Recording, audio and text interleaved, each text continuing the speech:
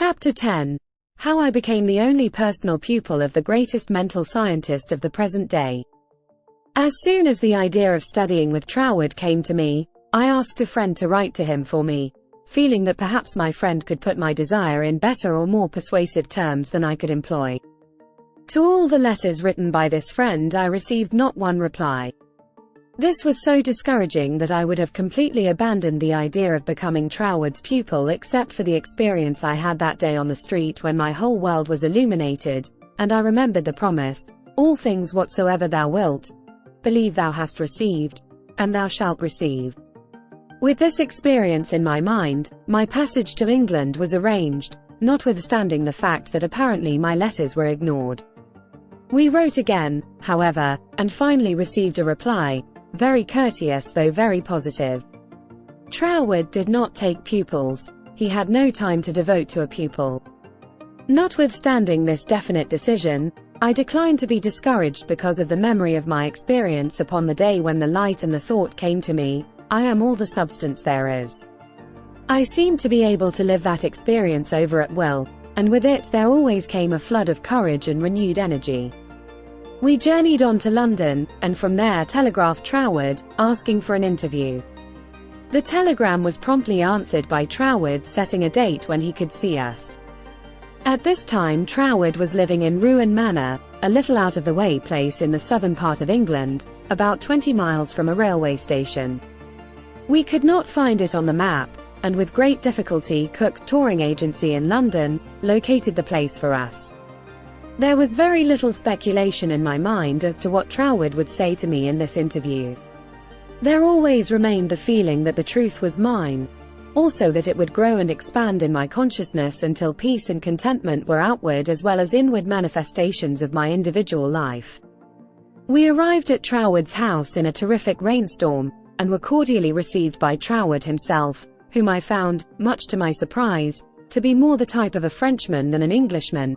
I afterward learned that he was a descendant of the Huguenot race, a man of medium stature, with rather a large head, big nose, and eyes that fairly danced with merriment. After we had been introduced to the other members of the family and given a hot cup of tea, we were invited into the living room where Troward talked very freely of everything except my proposed studies. It seemed quite impossible to bring him to that subject. Just before we were leaving, however, I asked quite boldly, "Will you not reconsider your decision to take a personal pupil? I wish so much to study with you," to which he replied with a very indifferent manner that he did not feel he could give the time it would require for personal instruction, but that he would be glad to give me the names of 2 or 3 books which he felt would not only be interesting but instructive to me.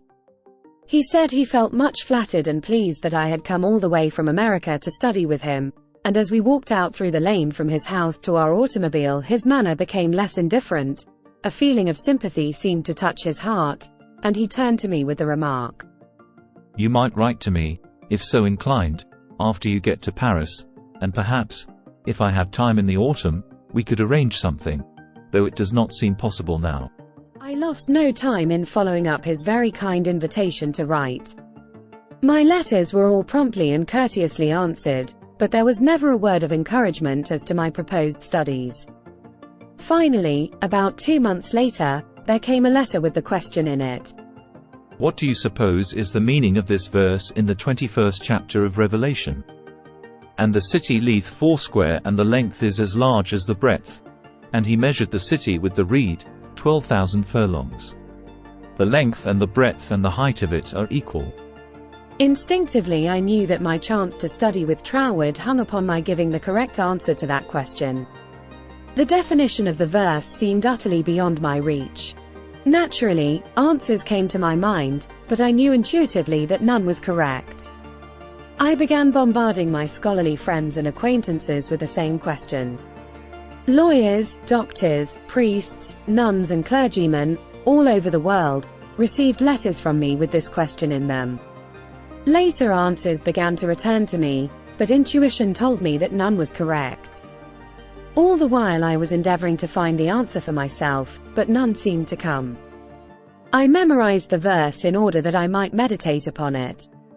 I began a search of Paris for the books Troward had recommended to me, and after 2 or 3 days' search we crossed the River Seine to the Isle de Sight to go into some of the old bookstores there. They were out of print, and these were the best places to find them in. Finally we came upon a little shop that had the books there. These were the last copies the man had, consequently the price was high. While remonstrating with the clerk, my eye rested upon the work of an astrologer, which I laughingly picked up and asked, "Do you think Professor would read my horoscope?" The clerk looked aghast at the suggestion, and responded, "Why, no, madam, this is one of France's greatest astrologers. He does not read horoscopes." In spite of this answer, there was a persistent impulse within me to go to the man.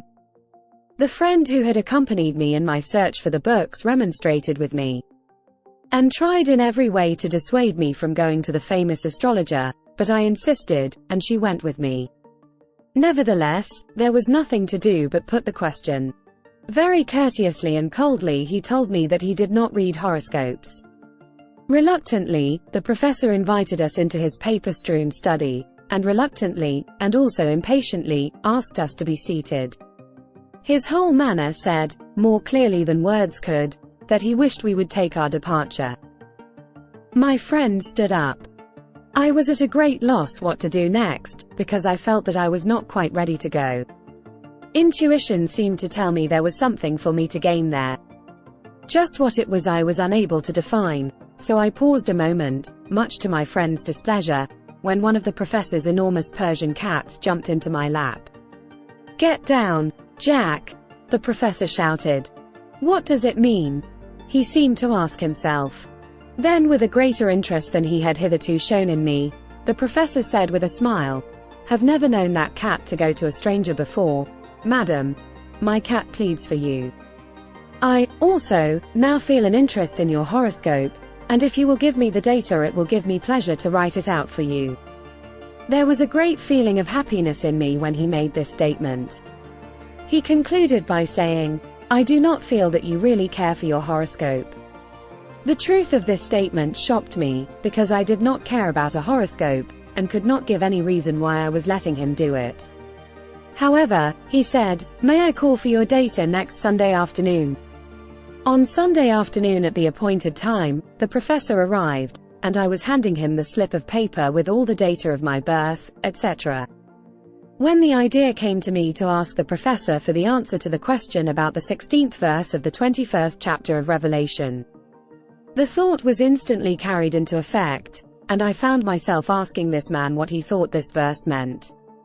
Without pausing to think it over, he immediately replied, "It means, the city signifies the truth, and the truth is non-invertible. Every side from which you approach it is exactly the same."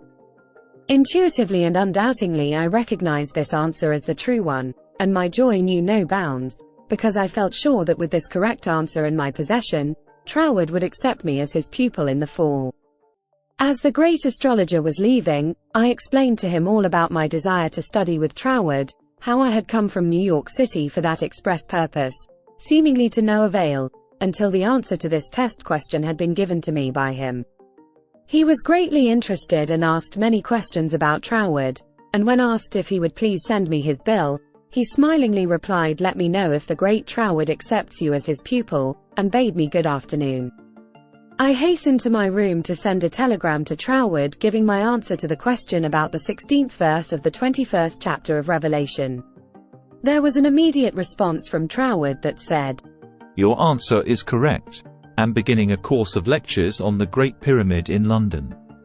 If you wish to attend them, we'll be pleased to have you, and afterward, if you still wish to study with me, I think it can be arranged." On receipt of this reply, preparations were at once made to leave Paris for London. I attended all the lectures, receiving much instruction from them, after which arrangements were made for my studying with Troward.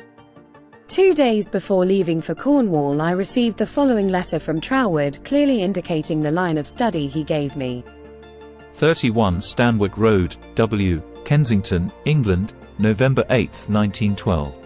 Dear Mrs. Behrend, I think I had better write you a few lines with regard to your proposed studies with me, as I should be sorry for you to be under any misapprehension and so to suffer any disappointment. I have studied the subject now for several years, and have a general acquaintance with the leading features of most of the systems which, unfortunately, occupy attention in many circles at the present time, such as Theosophy, the Tarot, the Kabbalah, and the like, and I have no hesitation in saying that, to the best of my judgment, all sorts and descriptions of so-called occult study are in direct opposition to the real life-giving truth, and, therefore, you must not expect any teaching on such lines as these. We hear a great deal these days about initiation, but, believe me, the more you try to become a so-called initiate, the further you will put yourself from living life. I speak after many years of careful study and consideration when I say that the Bible and its revelation of Christ is the one thing really worth studying, and that is a subject large enough in all conscience, embracing, as it does, our outward life and of everyday concerns, and also the inner springs of our life and all that we can in general terms conceive of the life in the unseen after putting off the body at death. You have expressed a very great degree of confidence in my teaching, and if your confidence is such that you wish, as you say, to put yourself entirely under my guidance, I can only accept it as a very serious responsibility, and should have to ask you to exhibit that confidence by refusing to look into such so-called mysteries, as I would forbid you to look into. I am speaking from experience, but the result will be that much of my teaching will appear to be very simple, perhaps to some extent dogmatic, and you will say you have heard much of it before. Faith in God, prayer and worship, approach to the Father through Christ, all this is in a certain sense familiar to you, and all I can hope to do is perhaps to throw a little more light on these subjects, that they may become to you, not merely traditional words, but present living facts. I have been thus explicit as I do not want you to have any disappointment, and also I should say that our so-called course of study will be only friendly conversations at such times as we can fit them in, either you coming to our house, or I to yours, as may be most convenient at the time.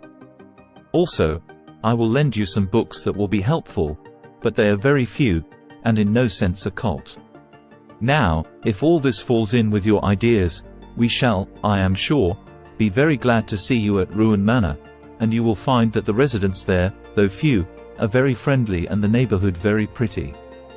But, on the other hand, if you feel that you want some other source of learning, do not mind saying so, only you will never find any substitute for Christ. I trust you will not mind my writing you like this, but I do not want you to come all the way down to Cornwall, and then be disappointed. With kindest regards, yours sincerely, signed, T. Troward. This copy of Troward's letter, to my mind, is the greatest thing I can give you.